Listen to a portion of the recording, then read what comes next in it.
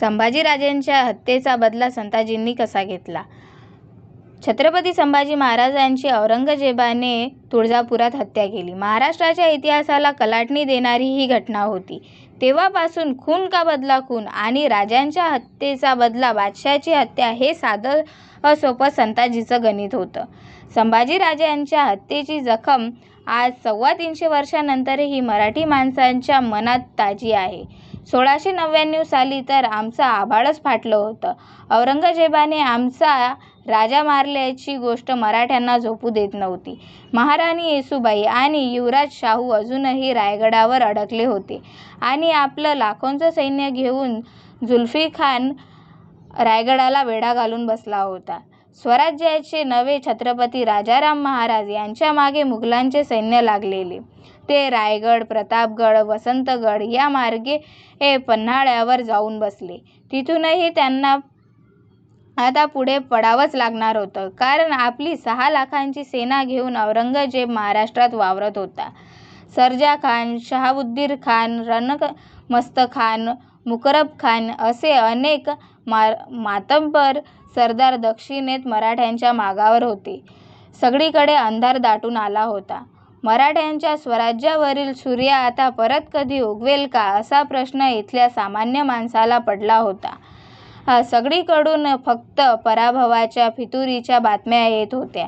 भले भले लोक मुघलांना मिळत होते, पण आता या मराठ्यांच्या मनाला उभारी मिळणार तरी कशी आणि पुन्हा कधी हे मराठे छत्रपती शिवरायांच्या प्रमाणे सर्व दिशा काबीज करत जाणार, हा प्रश्न अवघड होता.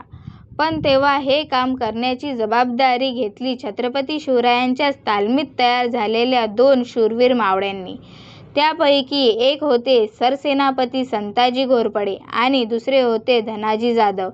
एका भयानक काळोख्या रात्री संताजी घोरपडे आणि धनाजी जाधव यांनी शंभू महादेवाच्या डोंगरात एक योजना आखली. महाराष्ट्रावरचे औरंगजेबाचे संकट घालवायचे असेल तर औरंगजेबालाच संपवलं पाहिजे.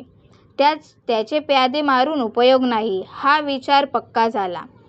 फलटण, बारामतीजवळ रणमस्तखान आणि शहाबुद्दीन खान याच्यावर धनाजींचे चालून जावे आणि संताजी म्हणाले, माझ्या पथकांनी तुळापूर मुक्कामी जाऊन भुयारी खुर्द बादशाहावर छापा घालतो आणि आपण मराठी आहोत हे खाशास कळवून येतो.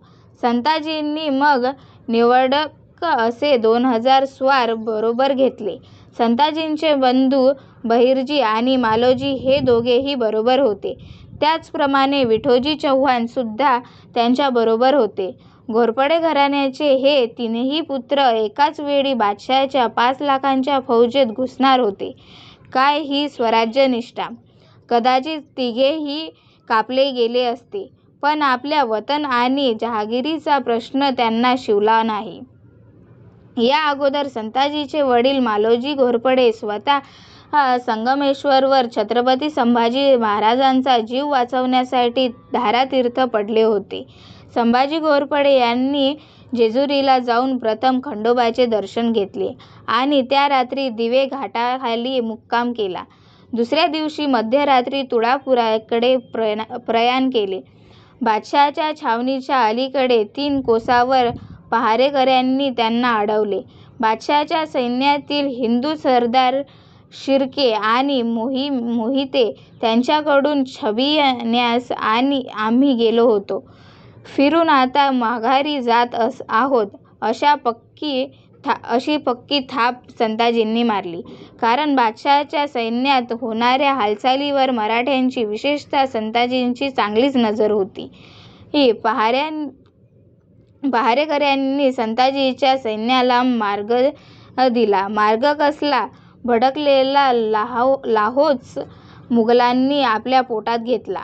विजेच्या वेगाने संताजीचे सैन्य छावणीच्या मधल्या भागात पोहोचले. हर हर महादेव आणि छत्रपती शिवाजी महाराज की जय या घोषणेने आसमंत दुमदुमला आणि एकच मुघलांची सैन्याची शिरकार सुरू झाली. संताजी, बहिर्जी, मालोजी, विठोजी सरळ बादशहाच्या तंबूत घुसले. वाटेत येईल त्याला कापत संताजी आत घुसू लागला. फक्त संताजीचा एकाच वार आणि औरंगजेबाचं नरकाचं तिकीट पक्कं होतं. पण औरंगजेब तिथे नव्हता. त्यावेळी तो कुठे होता इतिहासालाच माहीत नाही. पण तो वाचला हे खरं. काही जण म्हणतात की तो आपल्या मुलीच्या तंबूत गेला होता. काही जण म्हणतात तो मराठ्यांच्या गलबल्याने पळून गेला. औरंगजेबाच्या लाखाच्या छावणीत घुसणं काही सोपं नव्हतं. पण सह्याद्रीच्या दऱ्याखोऱ्यात वाढलेल्या मराठ्यांना हे सहज शक्य झाले. खरं तर दिल्लीच्या बादशहाच्या लहरीच्या वरवंट्याखाली संपूर्ण उत्तर भारत चिरडून जात होता. तिथे प्रत्यक्ष बादशहासमोर उभं राहण्याची कुणाची हिंमत होत नव्हती. तो दिल्लीचा बादशहा जर मराठ्यांच्या भीतीने पळून गेला असेल किंवा लपून बसला असेल तर असला बादशहा असण्यात तरी काय हशील आहे? आणि अशी बेनूर बादशाही तरी काय कामाची? दारूत आणि नाचगाण्यात रंगून गेलेले मुघलांचे सैन्य आता कुठे झोपले होते. तेवढ्यात मराठे आले होते. झोपेतून खाडकन उठल्याप्रमाणे मोगली सैन्य जागं झालं. जास्त वेळ दवडण्यात अर्थ नव्हता. घोरपडे बंधू आणि विठोजी चव्हाणांनी औरंगजेबाच्या गुलाबार नावाच्या त्या तंबूचे तणवे कापले. संताजींनी औरंगजेबाच्या तंबूचे ते 2 सोन्याचे कळस कापले. क्षणार्धात ते हिंदुस्थानाच्या बादशहाचा तंबू जमिनीवर लोळण घेत होता. मराठ्यांचा धाक केल्यापासून असे अपमानाचे दिवस औरंगजेबाने भरपूर बघितले होते आणि अजूनही बघणार होता. आणि ही तर फक्त सुरुवात होती. महाराष्ट्राच्या मातीशी वैर धरणं त्याला महागात पडणार होतं.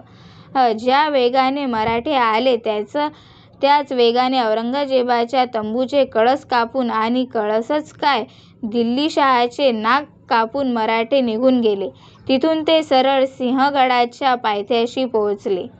सिंहगडाचा किल्लेदार सिधोजी गुज्जर याने खाली येऊन संताजीचे स्वागत केले.